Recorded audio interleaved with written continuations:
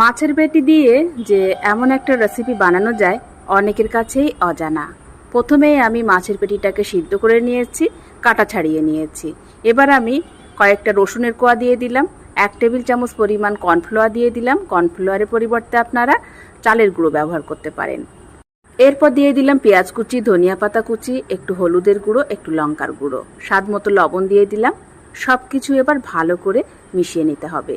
কোনো রকম এক্সট্রা জল দিলে হবে না, কারণ মাছ থেকে যে এক্সট্রা জল বেরিয়ে আসবে তাতেই কিন্তু খুব ভালোভাবে মাখানো হয়ে যাবে। তো এভাবে সব কিছু সুন্দর করে মাখিয়ে নিয়ে যেমন আমরা মাছের মুইঠা বানাই ঠিক সেভাবে আমি বানিয়ে দিয়ে দিচ্ছি তেলে।